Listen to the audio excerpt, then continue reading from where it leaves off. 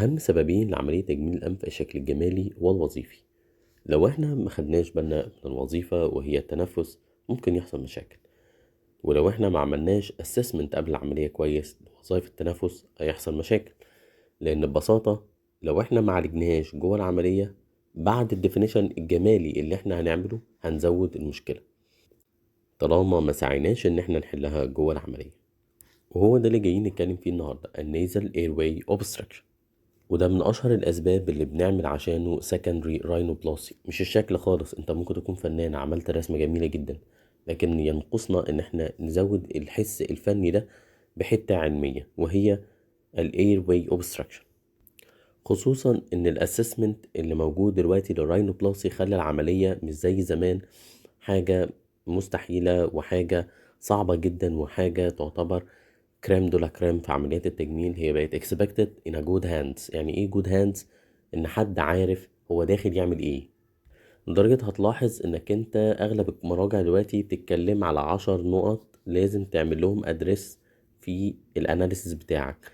وانت بقى مع استاذك الكبير هتلاحظ ان ال10 نقط دول بيكتبوا مع السبورة يخليهم قدامه وهو شغال. ليه؟ هو ده اللي اتفق مع العيانة عليه وهو ده اللي عمل اناليسيس عليه. وبقى هو والعيانة تقريبا متخيلين شكل النوز شكلها ايه بعد ما يخلص. اهم 4 حاجات بنتكلم فيهم عشان الاير واي هو السبتم والانترنال نيزل فالف، الاكسترنال نيزل فالف، والتوربنتس. انت ممكن تاخد بالك من السبتم لانك بشكل او باخر ممكن تتعامل معاه. الانترنال والاكسترنال نيزل فالف برضو تاخد بالك معاهم وممكن تقيمهم.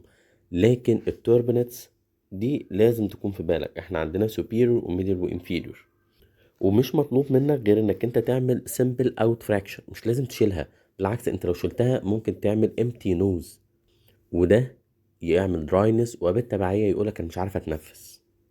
فمجرد out fracture بس احنا اللي محتاجينه في الانفيريور تيرم. سواء عملت بقى ميوكوزال ريسكشن او لا، هو احنا عايزين out fracture وفي الانفيريور تيرم. الغلطة بتحصل يا اما انت ما قربتش من التوربنت اساسا يا اما انت عملت اوفر ريسكشن. ولو انت خدت بالك من التوربنت خد بالك من الانترنال نيزل فالف. انت عندك النورمال فالف انجل بتتكلم على 10 ل 15 درجه. الانترنال نيزل فالف هو عباره عن الكودر ابر لاترال كارتريج مع النيزل سيبتم. الجنكشن ما بينهم في انجل دي من 15 ل 10 درجات. لو بقيت اقل من 10 درجات كده هيحصل اير واي اوبستراكشن. وخلي بالك الانترنال نيزل فالف بيأدي لك 50% من التوتال اير واي ريزيستنس. حلها بسيط جدا، هي السبريدر جرافت. السبريدر جرافت بتحط ما بين الكود الابر لاترال كارترج والنيزل سيبتم. اما الاكسترنال نيزل فالف احنا بنتكلم على الكودال انجل بتاعت اللور لاترال كارترج والايلر سوفت تيشو. ده دايناميك ستراكشر ممكن تمسكه بايدك. الموضوع كله بيعتمد على الايلر كونتور جرافت واللاترال سترات جرافت. هو ده اللي ممكن تعمل ري انفورسمنت الاكسترنال فالف بتاع النوز لو كان محتاج.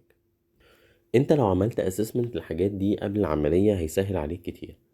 الموضوع كله اي examination بيكون general و local. generally بص على العيان هو عنده اي allergic shiners، اي حاجة بتدل على dark circle حوالين عينيه، بتدل على allergic rhinitis، بيتنفس من بقه، هل في ailer pinching والإينة محفوسة لجوه مثلا، هل في narrow mid volt inverted V deformity، واللي دي لو احنا عملنا اوفر سيكشن للهامب هيحصل بسببنا الانفيرتد في ديفورميتي او السد النوز.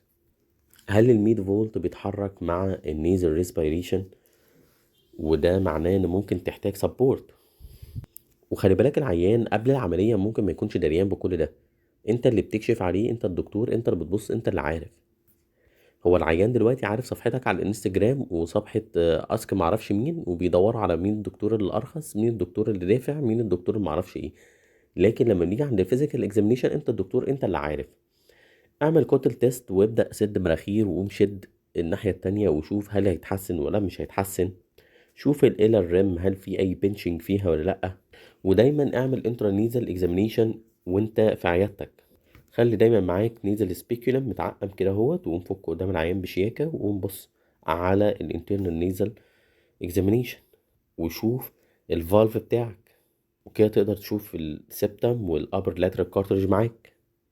وشوف بقى هل في بوليب، هل في كروستيشن، هل في اي حاجة من الحاجات دي، هل في سبير، هل في اي ديفيجن او حتى كوكين. احنا يعني اليومين دول شبعانين قصص عن ناس بتاخد كوكين. لو العيان شاطر هيشتكي لك من 4 حاجات. يقول لك يا دكتور انا عندي نيزل كراستيشنز، يقول لك انا عندي دراي ماوس، خصوصا ان هو هيكون ماوث بريسر في الاغلب، يكون عنده frequent sore throat او sinus problem. ولو ما اشتكاش انت بالهيستوري هتعرف منه التايم، الانست، الديوريشن، هل في اي precipitating agent، هل هو سموكر ولا نون سموكر، هل هو الكحوليك ولا نون الكحوليك، عنده راينوريا، عنده ابستاكسس، عنده تروما، عمل سيرجري في المكان ده قبل كده ولا لا، عمل فيلر، عمل بوتوكس، بياخد اي ميديكيشنز، عنده هيدك، عنده فيجوال ديستربنس، عنده ميدل اير سيمبتومز، عنده مايجرين، ممكن يكون نزل سبير هو عامل له ضيق في النفس وفي نفس الوقت عامل له مايجرين. ده كله في الهيستوري بتاعك.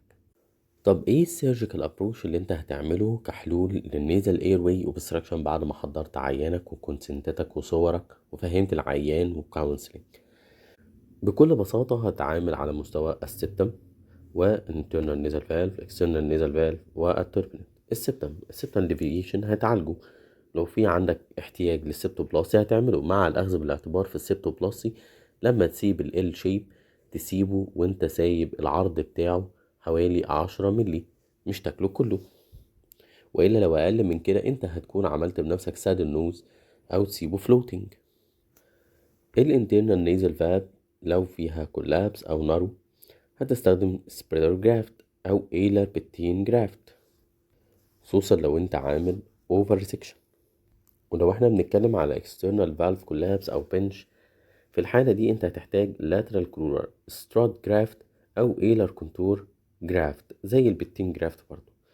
اللو lateral turn over flap ممكن تستخدمها كأوبشن، او اللو lateral crural هتعمل لها reposition. والفكرة كلها لو هو mal position هتحتاج strut graft lateral لللاترال support maintenance. ببساطة السترات جرافت هي دعامة حطها في أي مكان أنت حاسس فيه ويكنس.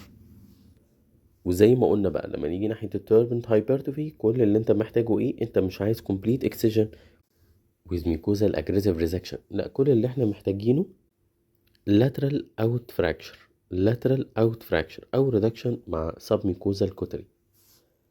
لأن غير كده هيعمل حاجة اسمها إيه؟ empty nose syndrome. empty nose syndrome هيكون فيها exposure للنيزل ميوكوزا، وده هيؤدي لدراي افكت في الاير فلو، اكسس ميوكوزال ايفابوريشن، وده هيزود الفيسكوستي، increase البليدنج وديسفانكشن نيزل سيليا. العيان هيكون عنده open airway ولكن هيحس ان هو مش قادر ياخد نفسه براحته، وهيحس ان في dysfunction. وفي الحالة دي انت هتحتاج تعمل submucous resection وتعمل elevation للانتيريور ميكوزا، او تستخدم التاكاهاشي فورسبس وتعمل ريسكشن لاكسبوز كونكال بون. وممكن تاخد 2 مللي من اوستيوتوم وتعمل كوتل اليفيتور ومايكرو فراكشن بوني إليمنت من غير اي ريموفل، او مجرد اوت فراكشر with بويز اليفيتور او لونج سبيكولم. ده كل المطلوب في التربنت هايبرتروفي. يبقى بالنسبة للسبتم سبتوبلاستي، بالنسبة للأبر لاترال كارتليج مع السبتم الانجل ديت لو فيها اي مشاكل هتعدلها تكون حوالين من 10 ل15، ما تقلش عن كده.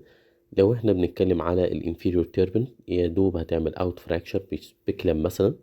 لو انت بتتكلم على الايلا الاكسترنال فالف لو محتاجة بتين بسبب في بنش ان او كده هتستخدم بتين جرافت وكفى.